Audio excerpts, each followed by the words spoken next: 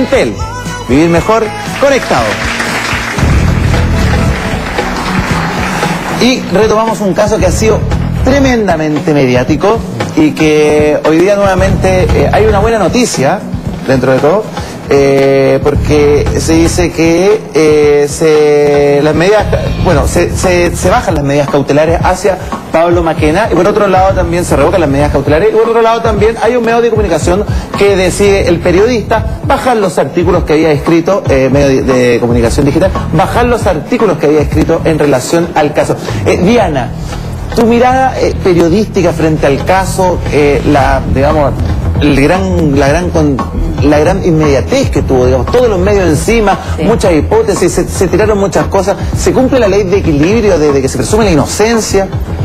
Es bien complicado el caso de Pablo Mackenna porque, por un lado, en el caso de los abusos a menores, siempre la víctima, el niño o la niña, tiene que tener esa garantía de poder declarar, de poder ser peritada con toda, y escucharla. Muchas veces escuchamos a las víctimas de Caraíma diciendo que nadie los escuchaba y nadie les creía. Entonces hay que creer al niño en principio. Yo creo que eso sí que hay que creerlo. Ahora, el problema es que en este caso no fue la niña la que al parecer habló, sino que la madre. Todavía está la investigación. Y claro, viendo el video donde estaba Pablo Mackenna, que se acerca a esta niña, es muy cortito, efectivamente ahí no hay nada. Uno no se explica por qué en el momento de la detención, cuando revisaron el video, y a lo mejor cuando escucharon el primer testimonio de la niña, a él le pusieron estas medidas cautelares y hubo esta especie de linchamiento mediático a Pablo Mackenna. Claro, el tema es muy delicado, el tema del abuso sexual, con los pelos de punta a todos los padres, a todos los que tenemos niños. Hemos tenido casos muy mediáticos y todos los jardines infantiles que hemos visto en los colegios, lo que ha pasado. Entonces la gente está muy sensibilizada con el caso y es entendible también que se despierten las alarmas. Ahora, por otro lado, también Pablo Mackenna o cualquier otra persona tiene que tener sus garantías, ¿no? En este caso llegaron quizás un poco tarde, después del juzgamiento generalizado, pero bueno, llegaron. Y eso yo creo que también me parece que es importante. Max, ¿qué pasa ahí en el tema comunicacional con Pablo Mackenna? Digamos, con el proceso que él tiene, que queda detenido automáticamente por Carabineros, lo esposan, lo suben a un carro. Lo que pasa es que, a ver, los procedimientos del punto de vista judicial siempre han sido más o menos lo mismo. Lo que pasa es que hoy día hay muchas cámaras de televisión, cada uno es periodista en su casa con el celular. Evidentemente es tremendamente fuerte cuando a él o cualquier ciudadano. Así, aquí lo que quiero centrar el punto, Gonzalo, es que obviamente hay un trato inequitativo. De repente la justicia puede equivocarse, sin duda, pero los medios de comunicación, o sea, cuando se supo esto en las redes sociales, el histerismo de la farándula cometió un verdadero asesinato de imagen. Y lo que te quería comentar antes de la pausa anterior, el derecho a la honra es una de las garantías que cuesta más resarcir. Claro. Porque hasta el día de hoy, de hecho, ayer me puse a conversar con un tuitero, curiosamente era el Partido Comunista, tenía la banderita, y me hablaba y me decía esto, quiero decirlo con mucho respeto, y me decía, bueno, y ustedes, los pedófilos, como Jovino Novoa. Entonces, cuando Jovino Novoa quedó con la estampa de pedófilo, que después se supo que era un montaje, que se supo que era mentira, ganó su elección con el lema La Fuerza de la Verdad, todavía alguien opositor a sus ideas me dice, y los pedófilos de la UDI. Entonces tú te fijas que esto es un verdadero asesinato de imagen que ocurre no porque la justicia opere de manera desproporcionada. Si aquí lo que hizo se detuvo una persona que se le denunció en su momento, porque se denunció flagrancia, o sea que después de cometido el ilícito, alguien lo dice, está la familia, se agarra, llega a los carabineros, este señor tocó a mi hija, ¿qué van a hacer los carabineros? Bueno, se lo llevan detenido porque es un delito flagrante, claro, lo pone a disposición de los tribunales de justicia, con 80.000 cámaras detrás, con una señora después al otro día de manera bastante impresentable. Al final la farándula agrega un daño adicional. Y lo que pasó es lo que jurídicamente procede. Hay medidas cautelares, por ejemplo, firma mensual, ¿cierto? Él no quedó detenido, no quedó en prisión preventiva, y ahora se revoca porque se da cuenta que la medida cautelar es desproporcionada. El Código Procesal Penal establece que tú puedes poner medidas cautelares con determinadas condiciones. Una de ellas es que haya una suposición de que se cometieron determinados hechos, los hechos constitutivos de delito, que se presuman. En este caso quedó claro que no, entonces la medida cautelar no procede, se levanta, y ahora hay que esperar el dictamen de la justicia. Yo creo que lo que va a ocurrir es que va a ser absuelto de los cargos de abuso de menores y él va a tener que dirigirse con Chalamá. Pero yo quiero quedarme con la imagen final, Gonzalo, que es que en Chile hoy día tenemos una cosa que hay que cuidar, la prudencia, los ataques, las descalificaciones y los medios de comunicación, lamentablemente, muchas veces por ganar un punto más de rating, por ganar un entrevistado para el escándalo de la semana, no sé qué, te liquidan a una persona. Pablo Maquena, lo dijeron delante, si Matías Vega sale absuelto, va a ser lo mismo. Y nos liquidan. Entonces, ¿de eso quién nos defiende? Daniel. Yo no voy a pronunciar sobre el tema de la justicia más que en una cosa pequeñita. Creo que hoy día la justicia se ha vuelto un poco más permeable a la presión social y política. Y eso es muy lamentable. Es muy lamentable. O sea, parece que estamos acostumbrados a que salga el presidente retando a los jueces, el ministro del Interior retando a los jueces y después los medios de comunicación presionando a los jueces porque juzgan antes. Y lo que sí me preocupa mucho más todavía es la falta de ética profesional de algunos medios y de algunos periodistas en particular, que no solo en este caso, sino que en otros, y en una serie de temas, no solo los que tienen que ver con la justicia. Desde cuando te hacen una entrevista un día y sale 3 semanas después, descontextualizada el minuto, sobre todo en la discusión política, o de lo que pasó en las elecciones con la encuesta, o de cómo efectivamente se generan realidades inexistentes a partir de la instalación de determinados temas. Lo que pasó con Chávez en El País la semana pasada. Esto que haya salido una foto por lo menos que estaba a punto de morirse y que hayan tenido que retirar la edición completa. ¿Quién paga los costos? Y yo creo que ahí los medios de comunicación hoy día parece que en la mayoría de las escuelas parece que suprimieron el ramo de ética profesional. Yo creo que, mira... Y no solo en la carrera de periodista, en varios. Pero la verdad que quizás la más llamativa es lo que está pasando con los medios, con algunos periodistas, que precisamente por perseguir un poquito de rating o un poquito de fama, bastante temporal, son capaces hoy día de dañar y mancillar. Sobre la... No es que quiera hacer una defensa de los medios de comunicación ni de los periodistas, sin embargo quiero sí decir que por otro lado tampoco podemos hacernos como los lesos. Todos formamos parte de esta sociedad de la comunicación, todos sabemos los mecanismos que existen, los vemos día a día, entonces tampoco podemos decir, hemos sido tan engañados, o hay un asesinato de imagen, porque finalmente la verdad se va a saber y él va a poder resarcir eso. O sea, creo que no podemos pensar que todos somos tan bobos. No hay capacidad de resarcir. Sí, yo creo que sí hay. En nuestro país, ¿sabes qué? A los que estuvieron presos por el caso Bomba, más de un año nadie le ha pagado nada. Lo que quiero decir es que hay que separar a los periodistas de la gente que opina y que no es periodista.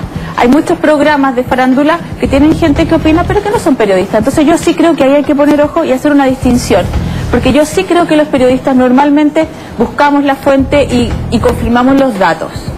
No, yo lamento decirte que no hacía. Algunos medios que sí, algunos medios que sí, yo porque no. Mira, ojo en nuestro canal, y no es porque pero en nuestro canal solamente hay solo periodistas, digamos, y están siempre chequeando los datos y están confirmando algo que me pasó hace una semana y media. Ahora, otra cosa... Una diputada de la UDI, Claudia Nogueira, citó una protesta frente al municipio a las 7:30 de la mañana.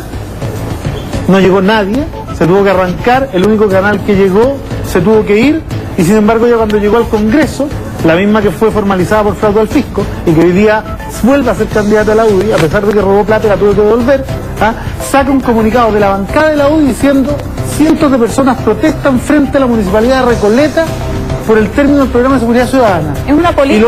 Lo manda, y espérate, momento, déjame terminar. Y una cadena, la UPI, vuelve a sacar eso sin citar, sino que como información propia, como si hubiera estado en el minuto, y varios medios de comunicación, más de 10 medios de comunicación, replican la noticia como si hubieran estado ahí sin citar tampoco. Mira, yo quiero apoyar a Daniela. Quiero escuchar un poco de la opinión.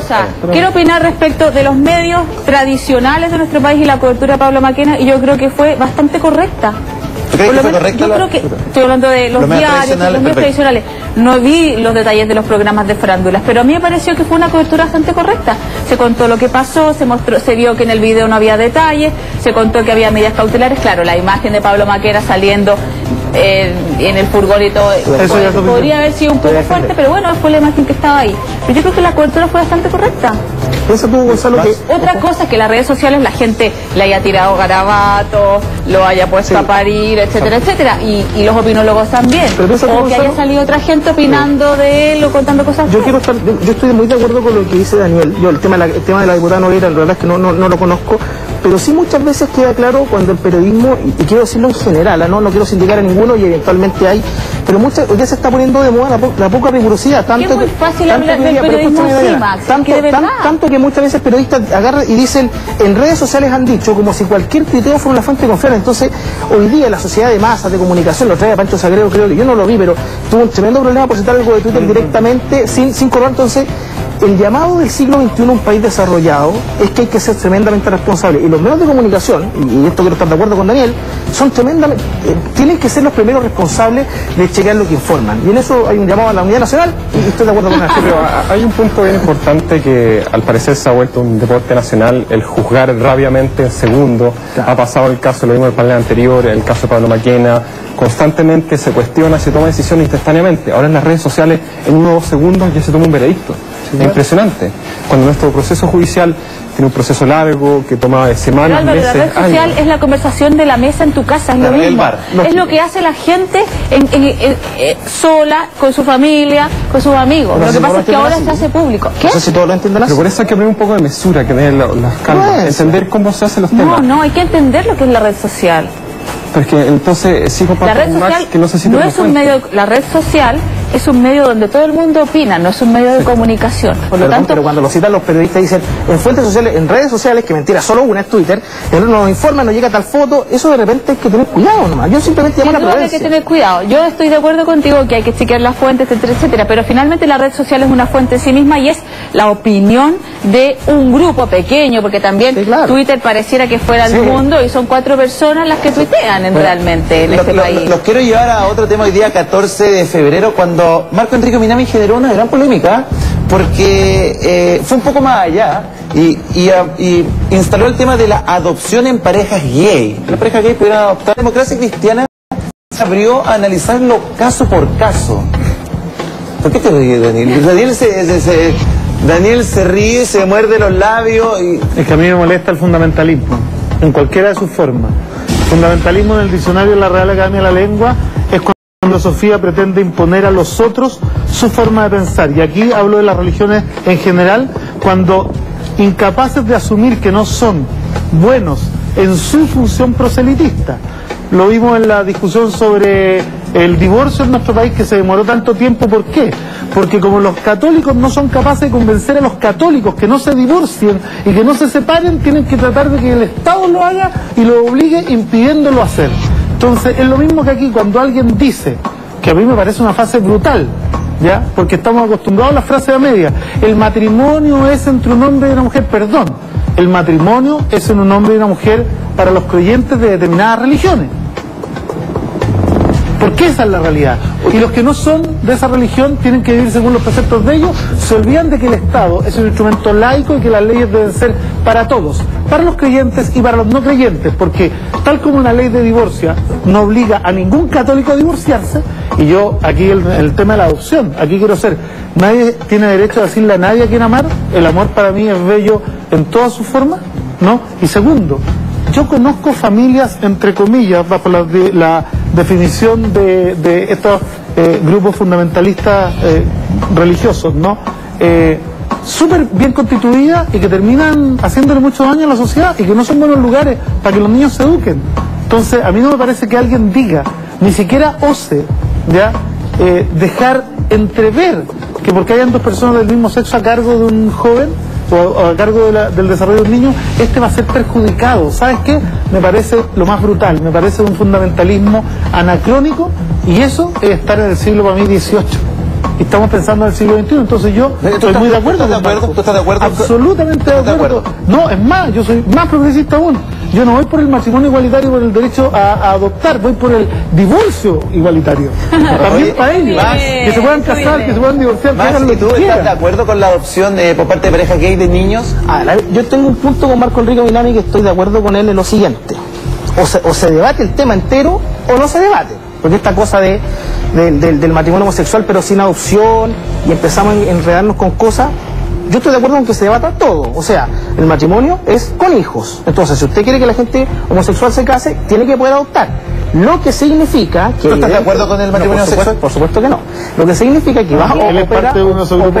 opera el sentido común de decir, bueno, la gente dice, bueno, lo que haga el mundo con otra persona lo puede hacer libremente, pero bueno, que no toque a los niños. El sentimiento mayoritario de las personas es ese. A veces cuando tú haces el juicio, que dos hombres se puedan casar, da lo mismo. Y se pueden adoptar, mira, revisémoslo. Entonces, yo te diría que el debate es con todo o sin nada. Ya, primera cosa. ¿Tú no estás de acuerdo con que existen los matrimonios homosexuales? Porque básicamente, o sea, porque el matrimonio entre hombre y mujer, de la misma forma en que el fútbol se juega con una pelota de fútbol. Pero en otros países podemos ver que... en otros países se aborta, acá no. En otros países se consume droga libremente, acá no. Entonces yo creo que son valoraciones que cada sociedad eligen para saber de qué manera conducen mejor y al bien de la persona. Es un debate muy largo. Yo lo que quiero decir simplemente es que quiero descalificar desde el punto de vista argumental, no a la persona, los argumentos de los que atacan la posición nuestra, porque pareciera ser, y esto es una falacia tremendamente importante, que los que estamos a favor del matrimonio entre hombre y mujer y que creemos que esa es la mejor manera de cultivar una familia, y hay buenos argumentos para eso, seamos tildados de homofóbicos, como si alguien quisiera que los homosexuales fueran desterrados de este mundo, cosa que no es el caso mío, ni es el caso de la doctrina católica. Segundo, que quienes estamos a favor del matrimonio entre hombre y mujer como una mejor posición, como una mejor forma de criar a los hijos, etcétera. Creemos que hay que atacar a todos por la espada, el que piensa distinto hay que excomulgarlo en la iglesia. Entonces, eso es mentira. Yo creo que hay poderosos argumentos de sentido común, de naturaleza, culturales, que desde el hombre que es hombre se ha juntado con las mujeres se han juntado con hombres, y los hijos que hemos nacido de padre y de madre. En los tiempos de Roma... Pero eso Gonzalo, es de sentido, Gonzalo, termino con la frase porque es de sentido común, y siempre el matrimonio entre un Dakota y una Dakota, entre un chino y una china, entre un romano y una romana, entre un cavernícola y una cavernícola, y entre el hombre del siglo XXIV y la mujer del siglo XXIV va a ser mejor que el matrimonio homosexual. Y en eso no hay fundamentalismo ni nada, es simplemente el mejor modelo. Álvaro, ¿tú estás de acuerdo con los matrimonios homosexuales? ¿O con la adopción de pareja gay de niños? Primero creo que este comentario es netamente personal y no loca. Pero yo quiero ver un poco el foco de desarrollo. Tú no la has presentado Hay que cambiar un poco el foco de la discusión y basarse más en la atención hacia los niños. Que actualmente, según diversas encuestas de opinión, todavía sigue existiendo una fuerte discriminación hacia las parejas del mismo sexo, y eso es un cambio cultural que se va dando con tiempo. En ese sentido, yo creo que actualmente sería más razonable establecer un proceso más gradual, por ejemplo, partir con la aprobación de la ABP y eventualmente en un futuro cercano empezar a ver estos temas. Creo que hablarlo actualmente como está hoy en día la situación en Chile, si las generaciones y los cambios que se han habido, podría ser potencialmente peligroso. El cuento de que Chile no está preparado, de que todavía Chile esto, de que para algunas cosas Chile está preparado y para otras cosas Chile no está preparado. Entonces, ¿quién dice que Chile está preparado para tal y tal cosa? A mí lo que más me llama la atención es que los más liberales en términos de el movimiento capital y la libertad económica sean siempre los más conservadores, los más restrictivos y los más enemigos de la libertad del ser humano en todos los otros tipos de temas. Eso no es así tampoco. Yo no tengo ningún problema con el matrimonio sexual. Disculpa, yo no puedo creer que alguien se pueda sentir con derecho a decirle a alguien: no tienes derecho a amar y a casarte con otra persona. Que tampoco es así, Daniel. Pero es que sí. Lo que pasa es que pero si yo te vi en el debate el otro día con la Carol, con mi compañera, sí, cuando tú decías, no, si nosotros creemos que los homosexuales se pueden casar, pero con mujeres. Obvio. Por favor. Pero si eso justamente, o sea, eso aquí nadie está reconociendo. Mira, eso es una tautología vergonzosa. Es que de la misma manera en que tú para cerrar un contrato de compraventa requieres cosa y precio, para el contrato de matrimonio también requieres cosas esenciales. Y eso está definido en muchas partes. En la ley. En la Biblia, en la ley positiva, en la ley natural, mira, si la diferencia entre nosotros y ustedes es que nosotros sí creemos que las cosas pueden cambiar. No, yo lo vuelvo a decir, como están en Cuba. Como están en Cuba. Mira, los señores feudales. Hay matrimonio homosexual en Cuba, ¿no? Mira, si la derecha siempre hace lo mismo. La derecha siempre hace lo mismo. Como ustedes no son partidarios de los derechos humanos acá y de la igualdad acá, se van a discutir afuera. Yo no soy representante de Cuba más. Pero no hay matrimonio homosexual en Cuba. No, si hay. No estás equivocado, si hay. Hace varios años. Voy a investigar. Hace mucho rato. En Es más, la que ha liderado el movimiento del cambio, de la aceptación y el cambio legal en Cuba es la hija de los Castro. ¿Y hay matrimonio homosexual? Absolutamente, sí, y puede investigarlo. Y es más, sería bueno que investigaran mucho más, a pesar de que yo no soy representante de Cuba. Pero mira, yo no me gusta ir a discutir aquí afuera, aquí lejos, no, discutamos aquí, en donde ustedes fueron partidarios de la violación de los derechos humanos y hoy día ustedes no son partidarios de la igualdad ante la ley. Y esa es una violación flagrante de los derechos humanos. Esa descalificación gratuita... No, si no es gratuita, no sea a partir de la historia. Y falaz, lo gratuito es lo que no existe. Lo siguiente es, si al final tú qué prefieres como sociedad, y nosotros los que creemos, la gran mayoría de los que hacemos con los que no creen en tu Dios? ¿Qué hacemos? Es que no, yo aquí no he mencionado a Dios en ningún momento. No, pero es una visión teológica. No, es una visión absolutamente teológica. El matrimonio existe antes de la revelación, el matrimonio existe antes de la venida de Jesucristo, el matrimonio existe desde que el hombre es hombre. Entonces eso no es un tema teológico. Antes no es un tema teológico. La religión sumeria, la acadia, la religión monoteísta, no. Y tú vas a ir a esa casa porque el matrimonio es de sentido común. Pero te vuelvo a decir, que quienes no creen en las religiones, y quienes son ateos, o quienes son, por ejemplo, mira, hay personas que... Esto no es un tema de religión, yo te puedo decir... Mira, hay un caso muy interesante. Yo hice campaña, soy concejal por Conchalí, al ladito de la comuna de Soralcalde. Comuna, 3 personas no iban a votar. ¿Por qué? Porque yo era testigo de Jehová. Me dijeron los testigos de Jehová, no creemos en el poder de los hombres, lo que voy a decir con mucho respeto, me lo dijeron vecinos en el sector norte de Conchalí, nosotros no votamos. Ok, no se preocupe, nosotros creemos en el poder de Dios directamente, no votamos. Ello significa que porque no creen en la democracia de los hombres, ¿hay que echarlos de la sociedad? No, para nada. No, ellos convivirán con sus convicciones. Mira, y hoy día nosotros, la gente que no... Bueno, hay que dejar que todos convivan según sus Diana, por favor. Hay varias cosas que yo quisiera... Primero quisiera decirle a Max que hace unos 70 años las mujeres no teníamos ningún derecho, que teníamos que pedir permiso a nuestro marido para poder salir del país. No podíamos votar, no éramos ciudadanos de segunda clase y éramos la gran minoría del mundo, que éramos la mitad del mundo y éramos una gran minoría. No eran ni ciudadanos. Bueno, entonces hoy día tenemos el tema de otras minorías que pueden ser los pueblos originarios, en este caso los homosexuales. Ellos están pidiendo igualdad de derechos y para ellos esa reivindicación se manifiesta en el matrimonio, porque es la única manera de que puedan ser familia y sean reconocidos socialmente y dejen de ser discriminados. Cuando se habla de que estos pobres niños, hijos de estas parejas homosexuales, porque hay madres lesbianas que tienen hijos y se emparejan con otras mujeres, y esa otra mujer, ese hijo no lo va a cuidar, ese hijo está perdiendo un cuidador más en su vida. No hay estudios que digan que un niño criado en una familia homoparental tenga algún problema. No, hay y a la hora, para todos los gustos. pero espérate, a la hora de adoptar Max, todo el mundo es evaluado. Va a una heterosexual y es evaluada. Si le va a dar seguridad económica, seguridad afectiva, etcétera, de todo el niño. ¿Por qué no puede entrar en esa evaluación una pareja del mismo sexo? Y ser evaluada con los mismos criterios, por supuesto, con un criterio de igualdad. Le va a dar seguridad económica a su hijo, le va a dar un hogar, le va a dar seguridad afectiva, y es eso. Max, Diana, tengo que seguir con el programa, te quiero agradecer, Max, muchas gracias. Diana, muchas gracias. Daniel, muchas gracias. Álvaro, muchas gracias. Este panel sin lucro, nosotros tenemos que seguir con el programa. Y vamos a conocer a nuestra próxima entrevistada. Quiero que veamos imágenes de ella porque es Mon Laferte, que viene llegando de México, chilena, y ya vamos a seguir hablando más de ella.